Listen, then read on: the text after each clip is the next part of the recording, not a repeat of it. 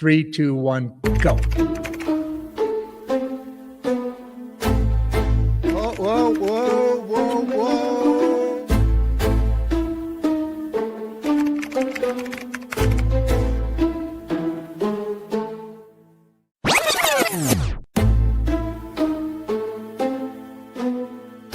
I'm Duff, your host. And I'm producer Barbie. And together, we bring you our podcast, Insights and Straight Talk. And with that, producer Barbie and I are out.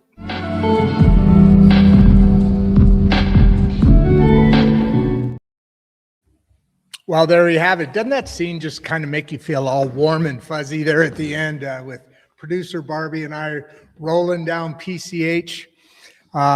The weather is finally matching up a little bit closer here in Mangum, Oklahoma. I don't know about you all folks, wherever you are in the country or the world, but welcome back to Insights and Straight Talk. As always, I'm Rod Duff, your host. And as always, producer Barbie is alongside me here.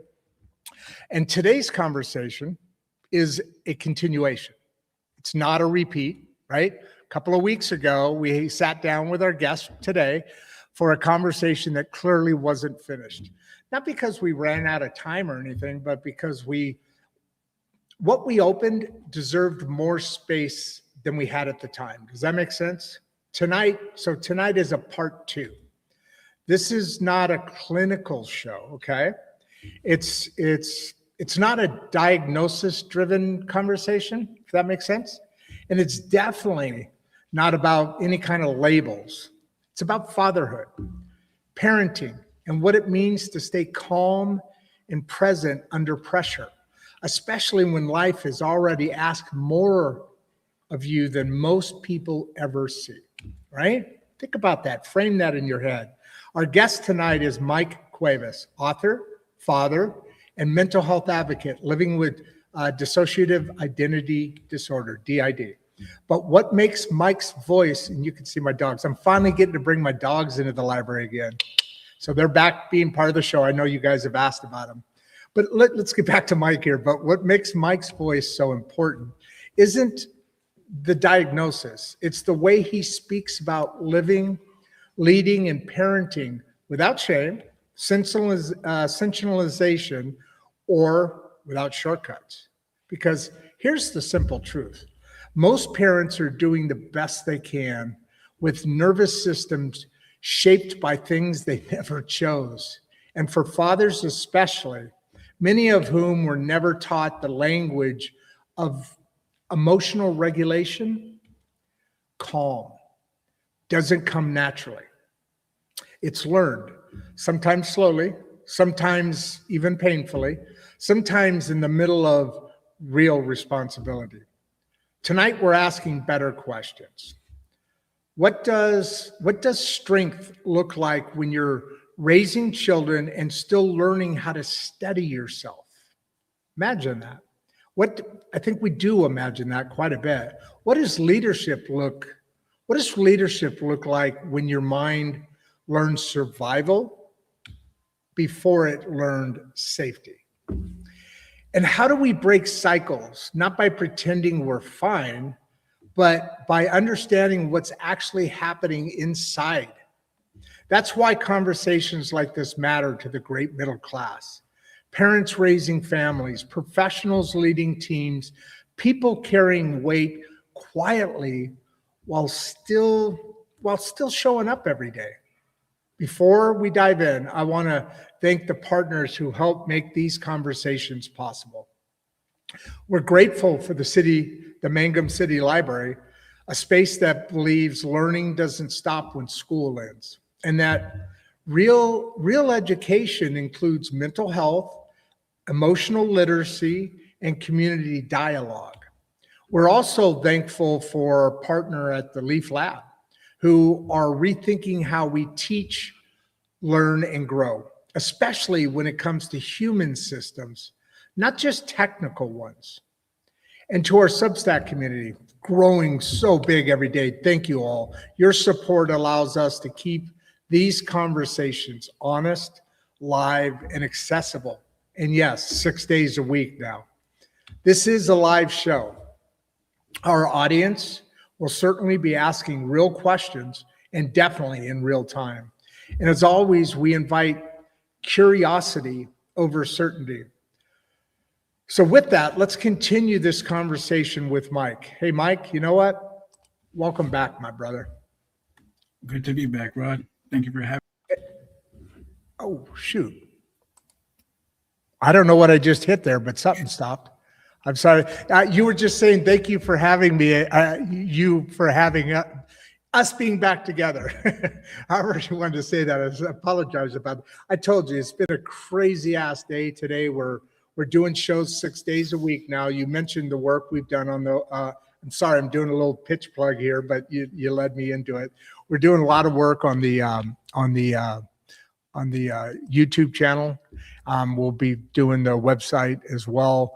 We're doing shows 6 days a week, and now we got the special election coming up on February 10th, where we've got a bunch of folks that we're setting up to come and say hi to us for a little bit. So how you doing? Let's get back into your story. Let's lean a little bit more into the parenting side, and let's get this puppy going. It's an important topic. It's an important conversation. It's one that I don't think people know enough about, just because it's not in the main spotlight, and the mainstream stuff every day. But it's something we all know of, right? I mean, this isn't something that nobody's ever not heard of. But tell us, this is why you're here. You're the expert on something that's important for people to know, because it also covers everything else, right? Because it's life, right? So go ahead. You got the floor, Mike. Thank you, Rod. It is life. And you said something earlier that I want to bring back, and that's no one really taught us emotional regulation.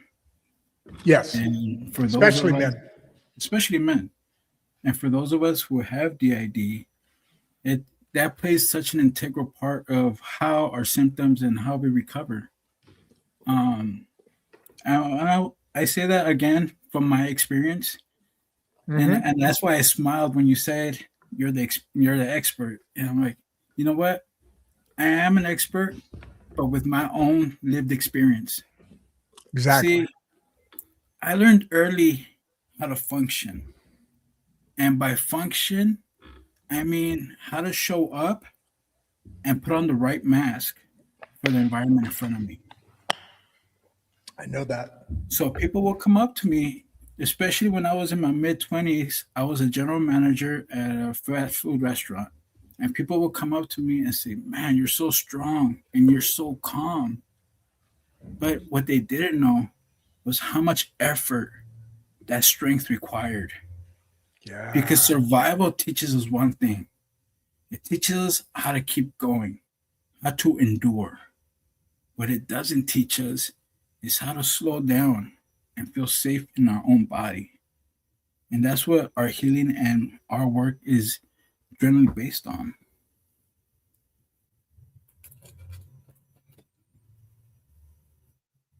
Sorry, Rod. Dude, I left you hanging there. Sorry. I have a light issue. I just noticed that I'm trying to get that shadow out of there. Your story, by the way, oh my God. I think even more people we're coming up on 300 people already here. So welcome everybody. Please subscribe. Yeah, it's a difficult thing just to go through day in and day out struggles, because we are the middle class, and that's why the show's here, because we don't have access to as much that is out there for us, like stories like this and this feedback that, hey folks, there's ways to, you always talk about quality over quantity. Now, obviously you want the best, both in a world, but quality is, to me, if you had to choose, obviously quality to me, I think is better. And it's the hardest struggle, because again, we don't have this access, but platforms like this are starting to open up and widen. We talked about some numbers earlier on the show, and it's encouraging because conversations like what we're having now about what you're discussing, one of the most important things is just being seen, right? Knowing you're being seen. Honestly, that made the biggest difference. I mean, I think I talked about it the last time I was here about my boxing story and how that plays such a fundamental role in our healing. When Bring it up again. Talk about it again. I was at my lowest. I was exhausted of life, the everyday struggles. I was carrying anxiety around on my chest like I had a permanent address. When I walked into that boxing gym, I wasn't looking for a fight. I wasn't looking to prove anything. I just wanted to be seen. Yeah. And the coach, he didn't interrogate me when I walked in the door. He didn't try to diagnose me. All he simply did was give me 5 minutes. 5 minutes of grounding. 5 minutes of presence. 5 minutes of actually being seen. Yeah. And once my nervous system was calm and he felt that, he put his hand on my shoulder and pointed at that door that I walked in from. And he said something that I still carry with me today. Mike, the man walking out that door is stronger than the man who walked in. Not because he changed, because he decided to stay. And that's when I understood something fundamental about strength. Strength isn't force. Strength is allowing yourself to remain. You see, that's what most people misunderstand about dissociation, about our inner fragmentation. Our mind has creative ways of coping, and that survival, it keeps us from actually recognizing the safety, because safety is different from understanding. Safety comes first. Okay, dig down on that a little bit, Mike, because I like where this is right now. Let's hover here for a minute. Safety. Okay, so dig down on that. What do you mean by the difference of survival and safety? Because they are different. They are completely different. And if I could just pick out an example of this from my actual life, would be understanding fear and the role that it played on our upbringing. Now that I've done the boring work of BAR, I have patience to stay present with my son. My son you met last time was 5 years old. So hey, before you get into, and we're getting closer to 400 now, but before you get into your son, which is where we want to spend most of our time, but you said a term I don't think I recognized even from the last conversation, BAR, BAR. Once you did the boring work of BAR, explain that, please. It is boring work because BAR is an acronym that we, my sister and I, walk around with every day. BAR is breathe, acknowledge, and reframe. So we as a system often get triggered when we're walking around society, and my body will be the first to signal us, hey, there's something wrong here. And I'll quickly start to overload and my parts will start talking to me. And so I don't get overwhelmed with that experience. I jump into BAR. I pause and I breathe. I take a deep breath and I acknowledge, which parts of us are actually getting triggered by that environment in front of us. Because I have protectors that get triggered depending on the environment, but I also got little ones that might get triggered just because overwhelming sensation. So I acknowledge which part got triggered. Then once I acknowledge, I reframe R. I understand you triggered. but you don't have to carry this alone anymore. We got this. We're with you. We can slow this down and work at this together. Often, when pressure comes to us, we're so rushed and become so overwhelmed that we lose control.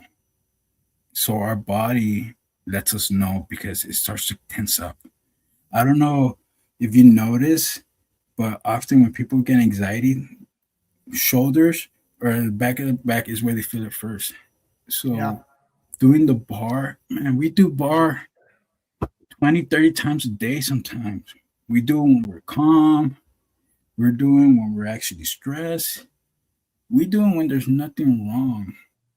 And the reason why we do that is because throughout our healing journey, we've learned that the nervous system doesn't change through one incident. It learns new patterns through repetition. So A the more practice of you practicing, meaning it can learn to react to this. The nervous system isn't physically changing, but you can adapt because you're learning and going through some of the things we're going to still be talking about today, including bar, correct? correct. And for our DID, because it's been so repetitive and so chronic in our lives, that's all our system knows, all our nervous system knows. So we really have to teach it new patterns and new ways of adapting to the environment in front of us. And I I got a can question. go ahead. Okay, I didn't want to interrupt you. I'm trying to put it into the right thing, but I've got a question, and we didn't talk about this last time, and I know there's a lot of questions about parenting. Why that what we talked about, that what this discussion is about, but just to put something in context. So DID, you have you have basically, you talk about a community, you have multiple people within your framework that react because of survival, because what happened back in the past. Okay, so as that all set up goes, my question is, whenever you've seen this in movies or your challenge in movies or in what I've experienced, I don't know if that's totally true or not, but what I've seen is now you have to work on the different personalities and try and get them to change or come out or the goal has been in the past that. But in talking to you, it seems to be more productive to, instead of that, now let's work on what our life is and work within that framework. Am I missing anything there? Or okay, so please develop that a little bit for me, because we're going to talk a lot about kids in a minute, but develop that for me, would you? I would love to, because Okay. the biggest shift that you alluded to was the question framework that we lived with was, like you said, the media, the movies, that adds a stigma to our what we had and why we got stuck in the dark. Yes. We were shamed and guilty because we were afraid. If we actually admitted what was really going inside our head, people would judge us based on those Right. movies and those media. Yep. So I often will walk around with the question, what's wrong with me? What's wrong with me? And it wasn't until I make the shift of asking what happened to me that everything completely changed. Because when I started asking that and we started to discover where some of our parts actually came from and developed from, we discovered that some of our most fearful parts that we were afraid of were actually young ones that developed when I was 4 years old. So they weren't angry, they weren't demonized, they were just lacking love, they were lacking attention. And once I understood that, that made a completely difference, not only in my lives, but the way I actually father my boys. Yeah. And that's what I meant by I recognized the role that fear played in my upbringing and how I won't let that influence how I become a father now.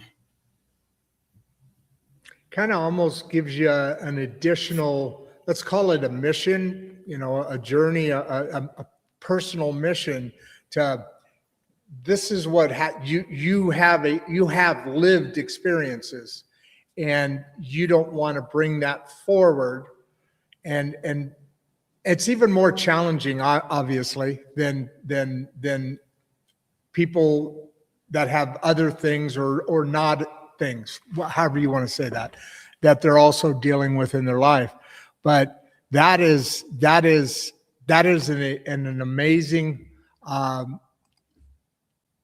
thought to be concise enough to understand that this was brought on, and so it's something you can manage.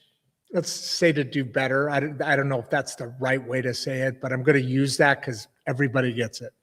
Let me ask you this. How can fathers recognize trauma triggers while parenting in real time? So we just talked about it. You go through that one of the exercises that you do, we just talked about.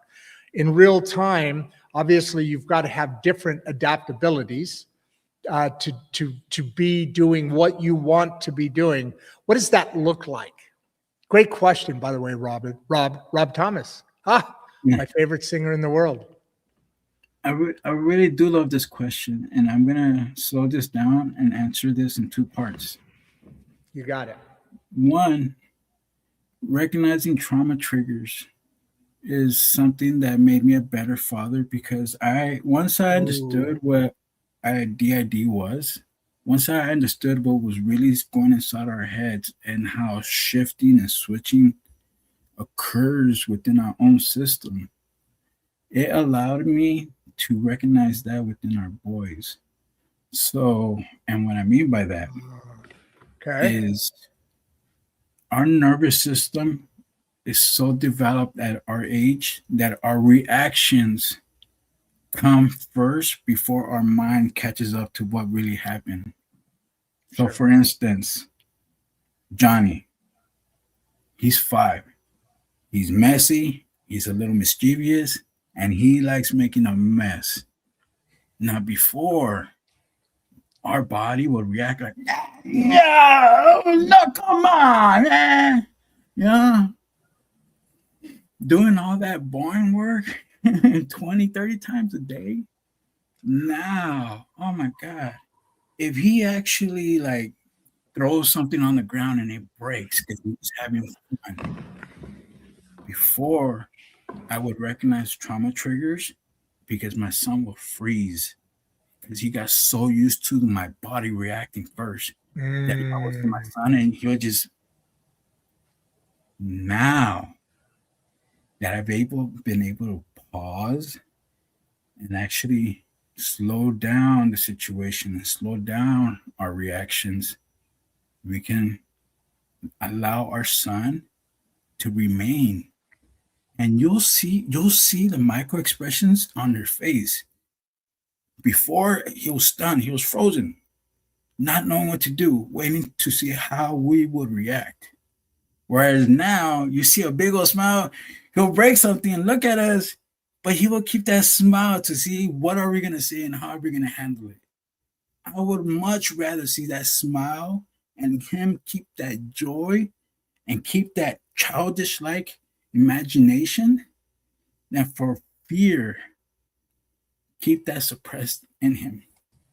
Does that make sense? Makes a perfect amount of sense. It's a maturation, right? Which is just a fancy way of saying maturity, right? It's you're having, and this goes back to a little bit earlier when I gave that example of this, let's call it stigma, but the vision, the image that media and or movies have portrayed. Which, it is what it is. I'm not saying they're going out and saying, let's get the DID community and just really wallop them. But there is that's brought on. That challenge is always something that is difficult when you add the layers, as we're talking about.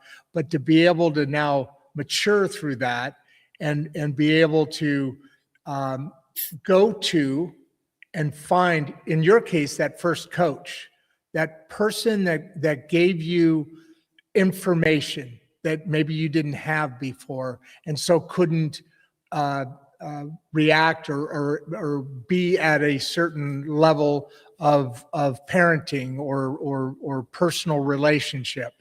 That's what's so exciting about this show. Not just that, but that's really exciting about this show, because people watching, and there's a lot of really good questions here, but people watching and then contact. Remember, like I said last time, again, put your contact information sometime in the next, I don't know, whatever. God, it's already been a half hour. Wow, this is going by fast. But put that in the private chat if you would, so I can, do the same thing and they can reach out and contact you. Because here's, like I said before, unless there's shows like this, where we're sitting down and we're talking about this for an hour. We're having a conversation that says, hey, this is information, but they can also reach out to you because you have lived experience. You're a coach. You've got this book. You've got the things, the tools that before shows like this, you really didn't have an opportunity to, maybe 2020 back in the 70s or 80s would have found you somewhere. But anyway, the point being, that's an awesome place to be. What are some of the things you do for people as well? I know you want to get into some examples and some stories, and I don't want to lose too much off of the questions here, because we have a lot of them to go through. But what does that look like? What is it that what do you, when you're working or talking to somebody, what does that look like? How do they reach out to you? What do they do? Give me some insight there, would you? You got it. Helping people mainly by providing space, especially for those of us who have DID.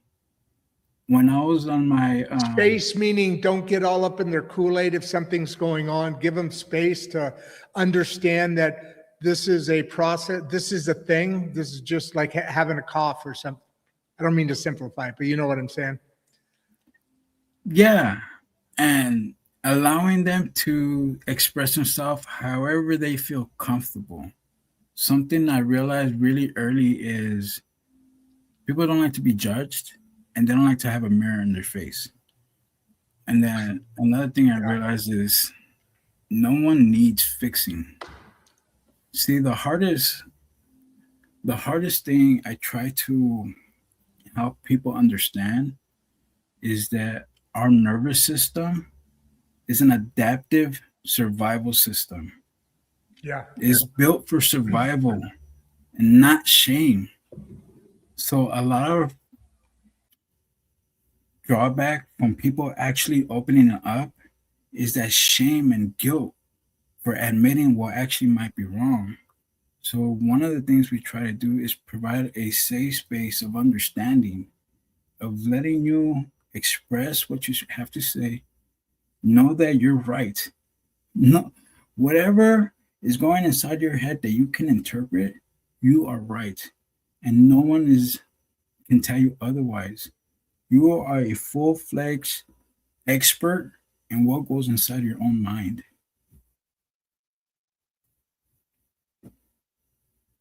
That is, I hit the wrong button. That is such a truth. The building on that, exactly. Jack here is, I think, diving right into what you're talking about here, and people need to have a understanding, and that's where communication comes from. Like what you were saying, that space and that ability for people to let you communicate or have you communicate just like you need to, just like I need to. But there's that communication level that because of conversations like this, maybe we're opening up some vision to just understand that. And even before something where people need to give you space, to be able to have conversations about DID in your workplace, at the family, at the home. And I use this term, when you parent, you should, and this goes, I think, for all things, you should show your kids your scars, just some of them.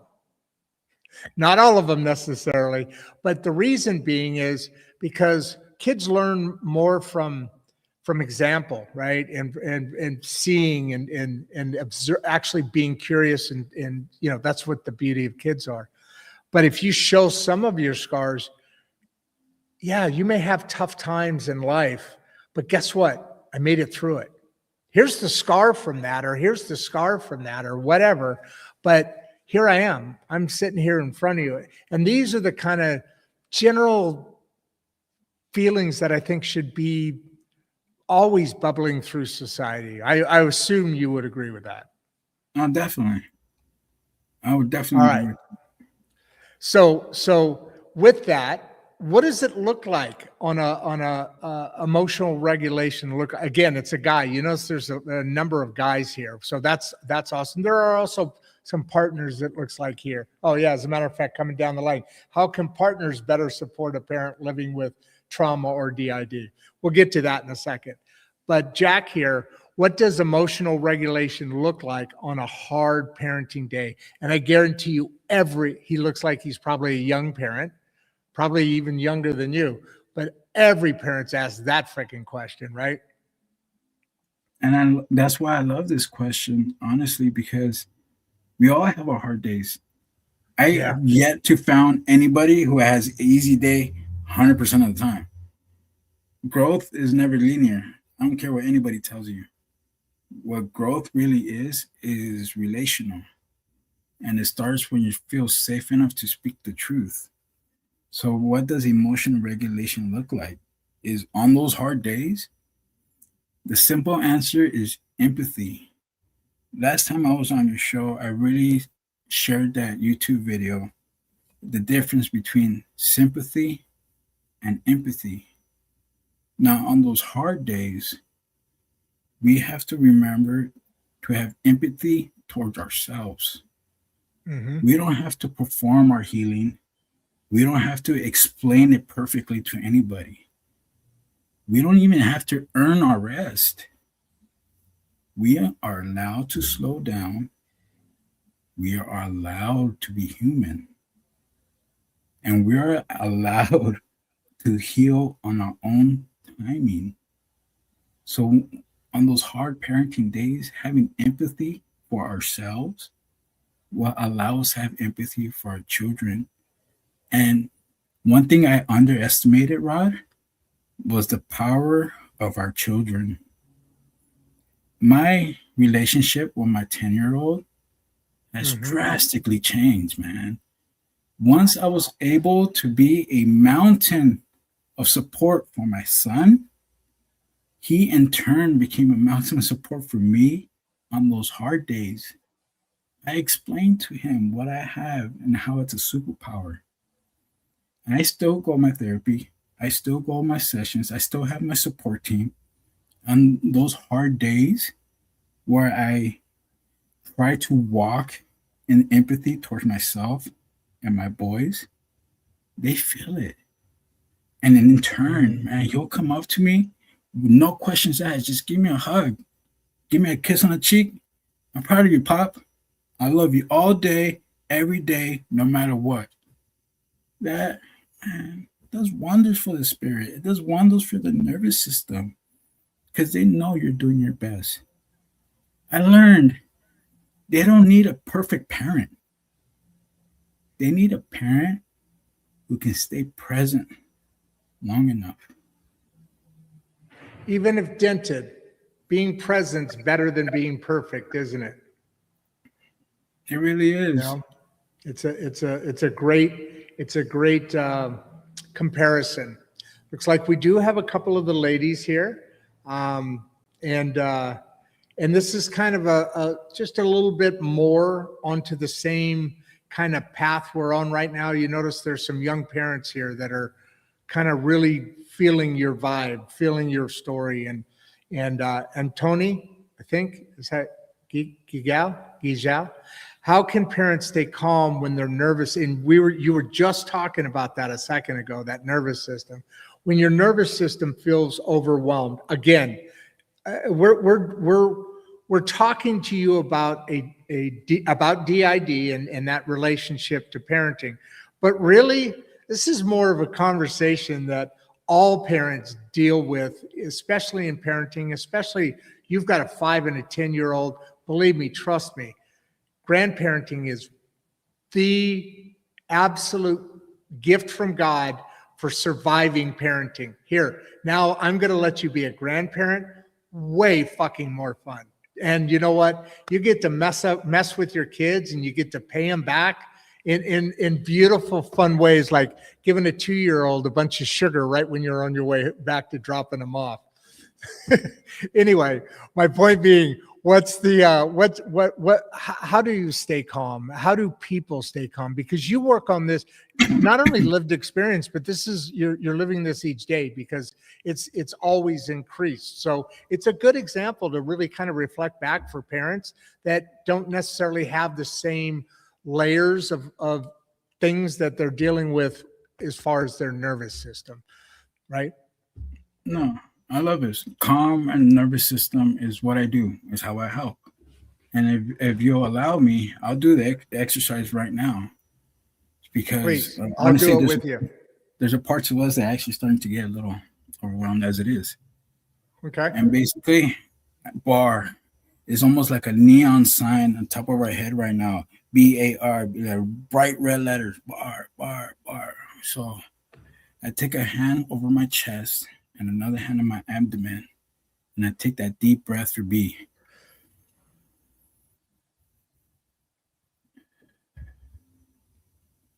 And I acknowledge, look, I understand we feel overwhelmed right now, but we do not have to carry this by ourselves. We have a team. We're going to conquer this together. We do not have to solve this right now. That's my reframe. This is what I do. I feel better. It's boring work. I swear I do this 20, 30 times a day.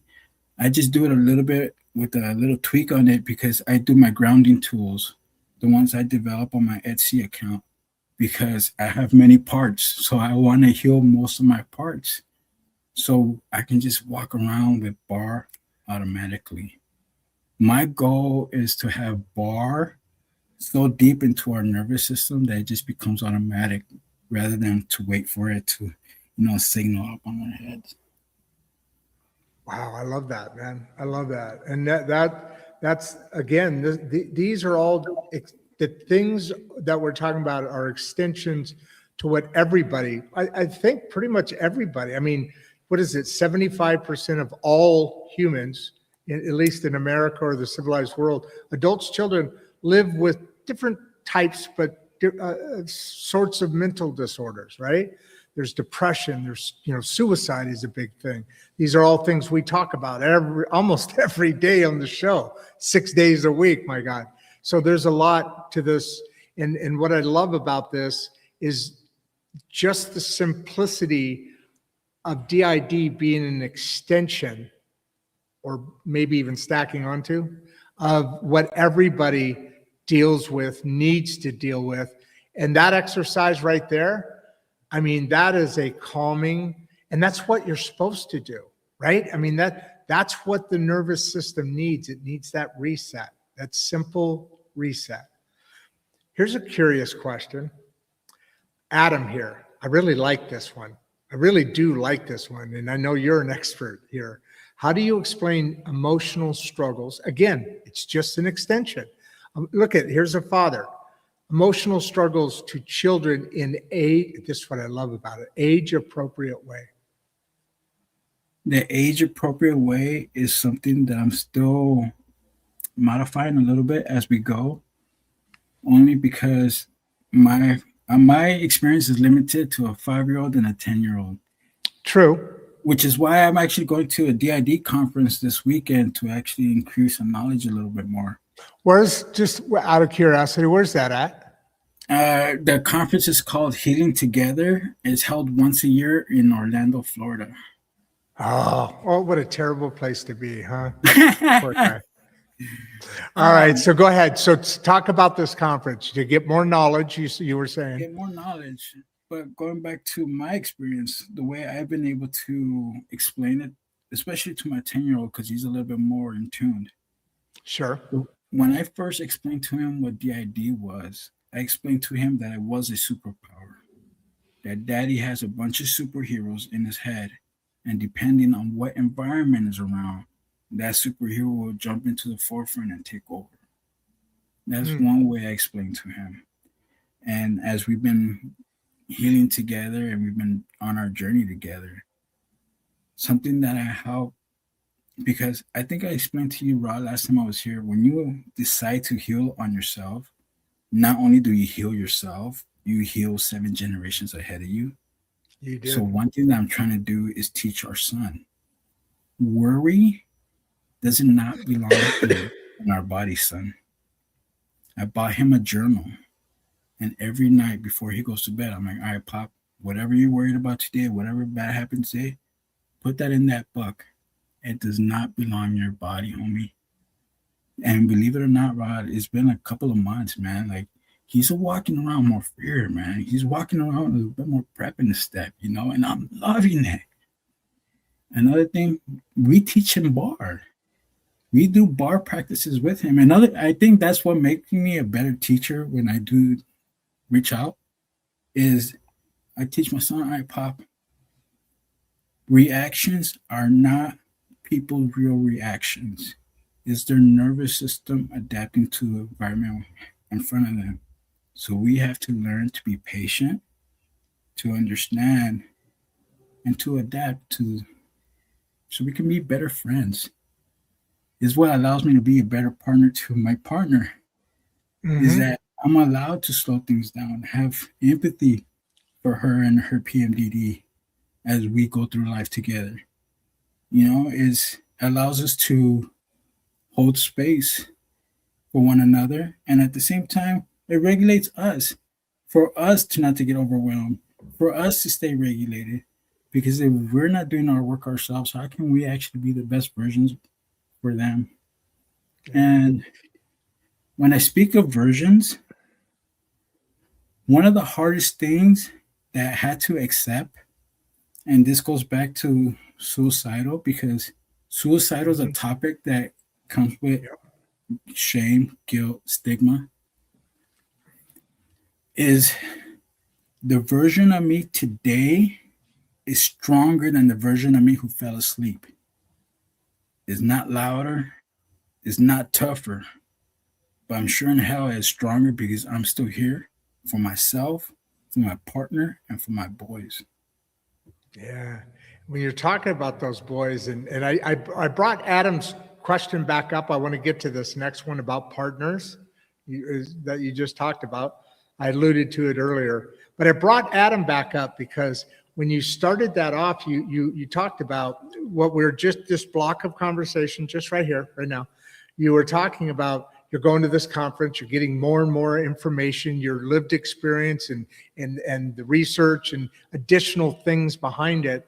But it's interesting how you said you're still developing that, you're still tweaking it. But I think you're pretty dead freaking on. 5 to 10-year-old boys, and these are superheroes. I mean, I think you kind of nailed that. I think that was kind of a age-appropriate way to frame that.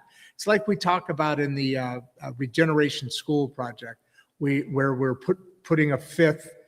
We're framing it as life right now. We don't need to get into all that, but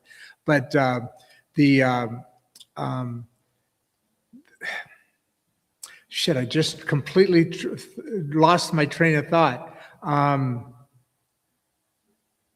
That happens to it a lot too, Rod. Don't worry about it, man. Oh my God. It was there, and it was an important part, and I'll probably remember it about 5 seconds after the show ends.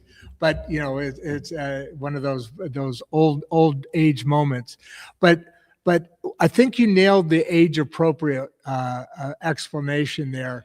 And then of course it just about, I was talking about in kindergarten, you don't teach English, you A, B, C, D, it's very basic, and then math is 1 + 1 or whatever. Science is putting blocks in, and coloring and bugs books. And, that's where the education starts.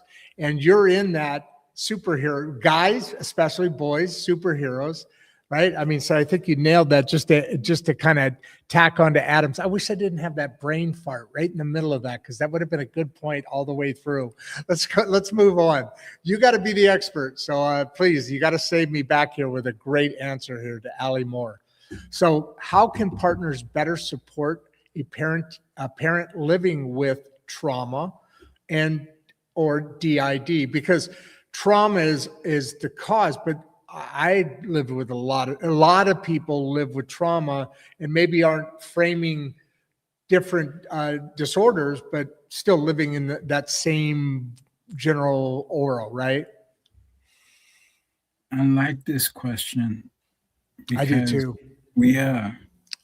I just did another podcast for caregivers, and they have similar problems. And I think the best way that we can help expand well, similar problems because they want to support, right? Something that caregivers come out with naturally, especially as parent, is compassion, caregiving. That comes so natural that we naturally have compassion for others before we actually have compassion for ourselves. So the best way, I guess, to help support somebody else is stay regulated, have empathy for ourselves, recognize our own nervous systems before we try to reach out.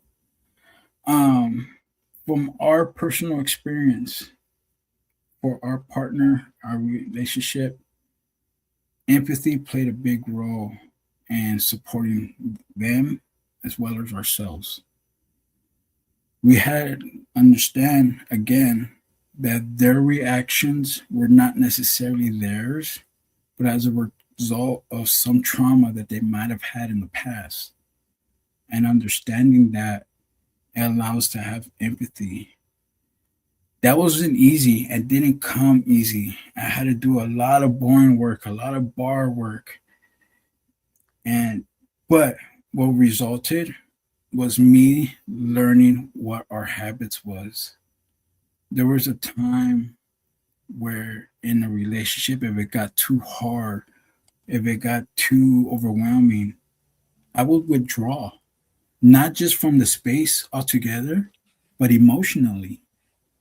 Not knowing that me withdrawing emotionally will then trigger our partners, right? So learning to stay in the moment, to slow things down, to understand that her reactions were not necessarily hers. And when I was able to do bar and provide presence, provide a safe space without judgment, without trying to repair, without trying to correct, the conversations change. It allows understanding to come in. And when understanding comes in, empathy truly arrives. And I'm telling you, Rod, when empathy arrives in a relationship, change happens quietly. It's no magic switch. It doesn't happen overnight, but it does happen quietly. And in reality, most of the best things and the worst things happen quietly. They build up over time because they're building upon themselves in the right direction or in the wrong direction. You can get decay, right? It's the same, right? It's an uglier visual, but yeah, it all happens kind of quietly. And I think sometimes we as in this human experience that we have, us as living beings and frequency driven cells, we have a tendency to not be able to sit with the quietly aspect of building ourselves from the inside out, right? A lot of life's things. And I think that's part of what we get expectations ahead of where they should be within the effort to results cycle, you know? That's the true beauty of everything you just said right now. That comment, people out there, you folks still, God, there's so many people here. You know, it's almost an hour now. But anyway, I get distracted easy. At the end of the day, what you just said there is, you know, listen to that aspect because, right? I mean, Mike, I'm just saying the things that you live by. This work is quiet, man. Like most good things, it's quiet, and you got to just continue and know what your mission is. Know what like you said. Those comments weren't from her. They're you know, being able to stack those things, take that mask off, deal with stuff step by step, day by day, conversation by conversation, community by community, right? Community by community. I love that. Yeah. And I think that's what we're doing. That's what we're trying to do, you know, through you and 500, you know, we've done 500 shows now in a freaking year and a half. My God. Oh my God. Let me take a breath. I need to listen to that quietly. No, just kidding. Hey, I promised this guy, he showed up. I remember his name always. He pops in every now and then. I think actually, this is interesting. I think he was on the last one. But anyway, I promised him whenever he would show up, because he was like one of my first audience members that ever stumbled upon this show. I said, I give you a personal shout out. Not only read his thing, but shout out to Bradley Pomp. Good to see you here, brother. Good to see you here. So to his question, what are common parenting mistakes? And I like this question. That, you know, that mistakes trauma survivors should forgive themselves for, because we all make them, man. We all make them. And sometimes they're not as bad as others, but sometimes they're not really good mistakes. And so talk to me here. Talk to Bradley here. Bradley, thank you for such a great question. I felt that one in my nervous system, man. They're hitting after you hard today, huh? You're digging deep, brother. This is a bigger show than the last one. I think it is. I like it because they're more genuine questions. Not that the last one wasn't more genuine question, but it was more discovering. But going back to Bradley, good point. Trauma survivors is accepting over self-blame is definitely the biggest one for us. And I say this for us because we had to do a lot of hypnotherapy work to discover what actually happened to us. Accepting that, forgiving ourselves, and not self-blaming ourselves became a big factor. And we really had to tell our truth. And that only became apparent when we felt safe enough to speak the truth to ourselves.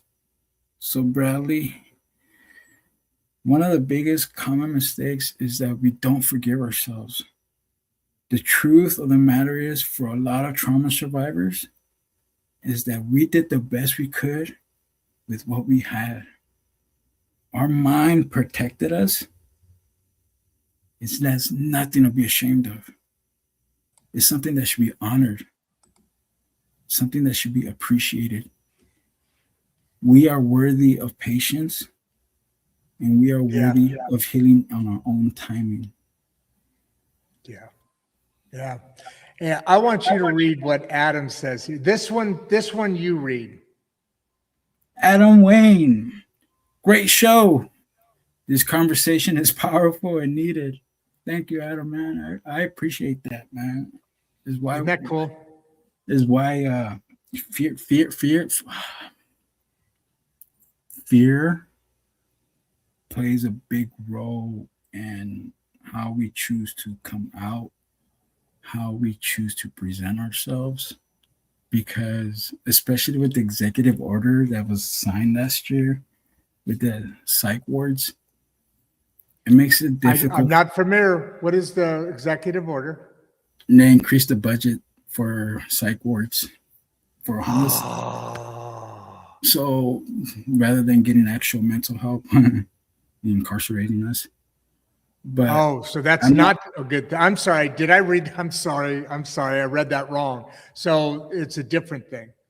yeah, I guess it's more an off topic that I shouldn't have brought up. I'm sorry, Rod. It's just No worries. I'm sorry. I got lost. I'm sorry, Rod. So we were just going over this reaction to what Adam was commenting on, in that it's really important to have this conversation out there. It's so important, right?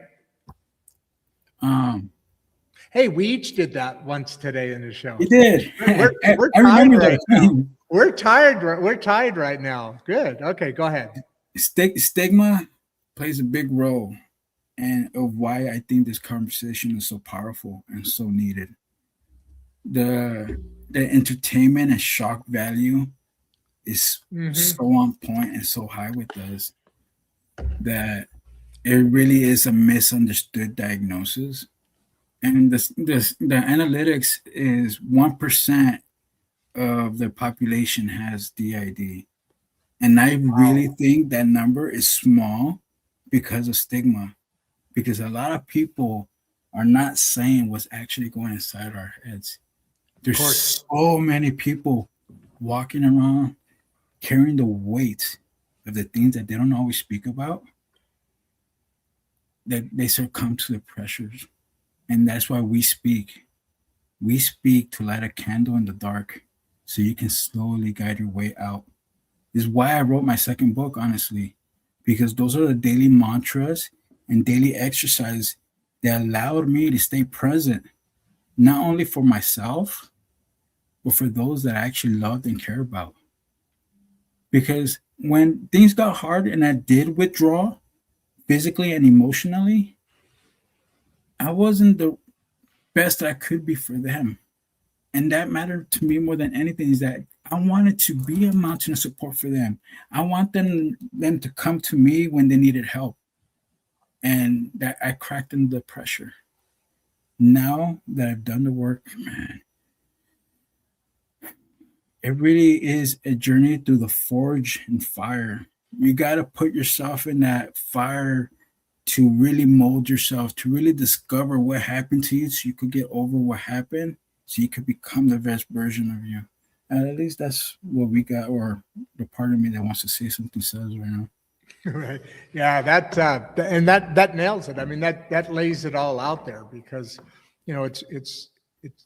it's important, just going back to Adam, this is all so important, and not to say anything political or anything at all, but just because you said this 1% number, and it's probably much higher, and I would agree with that because of what you would say, what you said. I mean, voices in your head is not something that people really want to talk about to everybody about necessarily.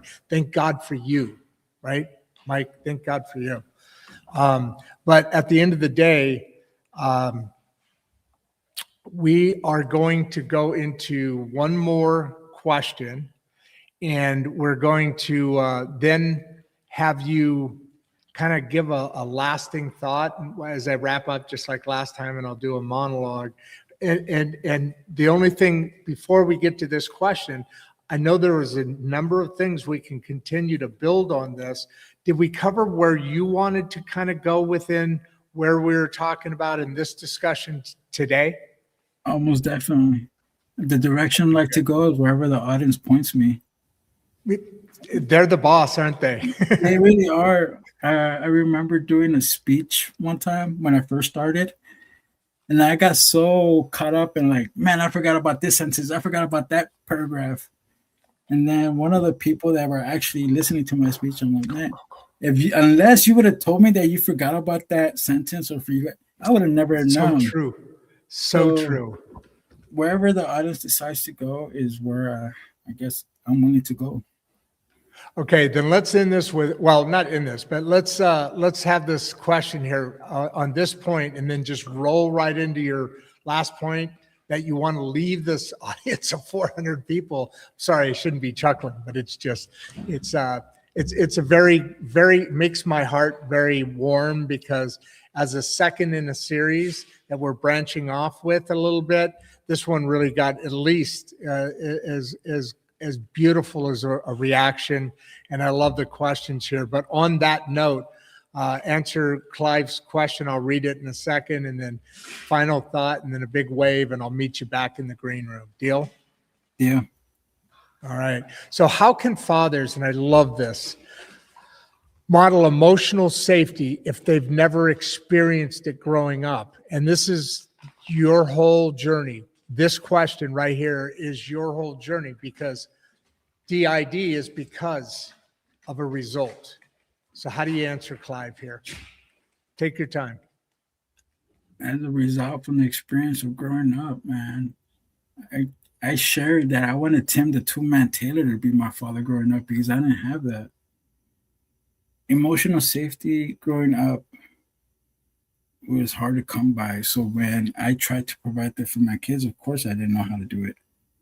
I tried therapy, and that obviously had its own route. Boxing honestly became the biggest key for us.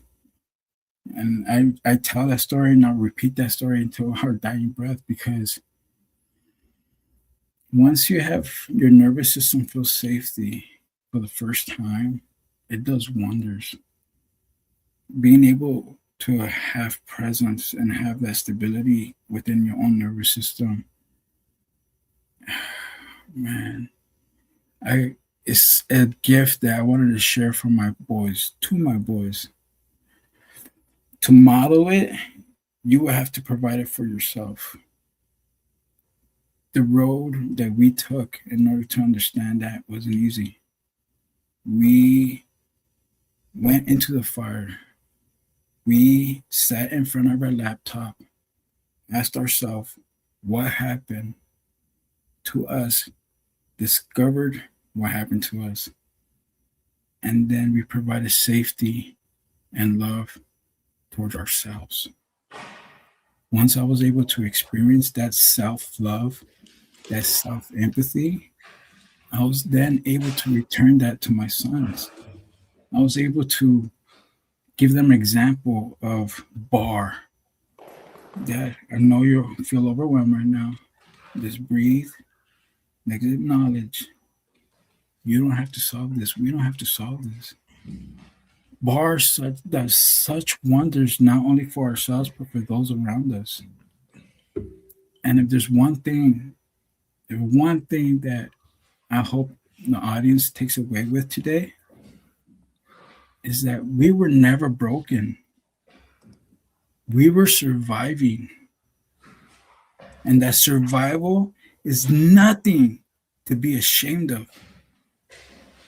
We did the best we could with what we had, and should be honored. Beautiful, man. Beautiful. Well, any final comment to add to that? Because that was a beautiful closing. And otherwise, give everybody a big wave. I'll wrap up here. My dogs are getting a little obnoxious. They want to be on camera, those selfish little dogs. Again, give everybody another big wave. I saw you do it, and I'll come meet you in the green room. All right, see you, bro. So, that was a very well done, I think, overall. Not a self-congrats. I don't mean that. What I mean is, you, the audience, you really came in and you shifted some of the important aspects of what you wanted to gain from Mike in this show, and I appreciate you respecting that. Get out of here. So as we wrap up tonight's conversation, like Mike said a couple of times, I just want to slow this down. Man, I'm sorry, I'm distracted now. I just want to slow this down for just a moment, because what we talked about deserves reflection, not just a quick scroll past. What we heard today wasn't about disorder. It was about adaptation. It was about how minds learn to survive, how parents learn to regulate, how dogs learn to be a pain in the ass in the background. None of it perfectly, but all intentionally. And how calm, when practice, can become stabilizing force, not just for ourselves, but for our children too, our fathers especially. For fathers, this matters the most. Many men were taught to power through, not process, to provide, not necessarily pause, to lead without ever being shown how to stay emotionally present. Tonight was about changing the narrative, right? Without blame, without shame, and without the stigma. If this conversation resonated with you, I encourage you to sit with it and then share it. Not because it has answers, but because it gives language. And language is often the first step towards healing.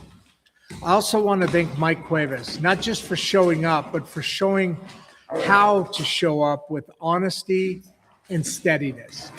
Conversations like this don't just help people feel, they help people feel seen, and they help families function better. Workplaces communicate better, and communities soften where they've been hardened by silence. You hear that, dog? Silence. Once again, thank you to the Mangum City Library for supporting conversations that educate the whole person, and the Leaf Lab for standing with us as we explore what learning and leadership really look like in the modern world. And to you guys, our audience, your questions, your presence, and your willingness to engage are why this show exists. So before you go, subscribe to Insights and Straight Talk on YouTube at Rod Duff 1939. Join us on Substack, where we continue these conversations 3 days a week, Monday, Wednesdays, Fridays, at insightstraighttalk.substack.com. And you know what? If this episode helped put words to something you've been carrying, share this with somebody who needs permission to slow down and breathe. This isn't about fixing people. It's about understanding them. And that's how we move forward together. We'll see you next time. Be sure and go through the out video. You see producer Barbie again, and I always do a goofy little thing at the end. I don't know what it is, but wait and find out. And with that, I'm your host, Rod Duff, and I am out of here. Before you leave, if you'd like to watch another one of the podcasts, click the first link in the description. We love having you here, and we appreciate all your support. And with that, producer Barbie and I are out. Forgive and love yourself.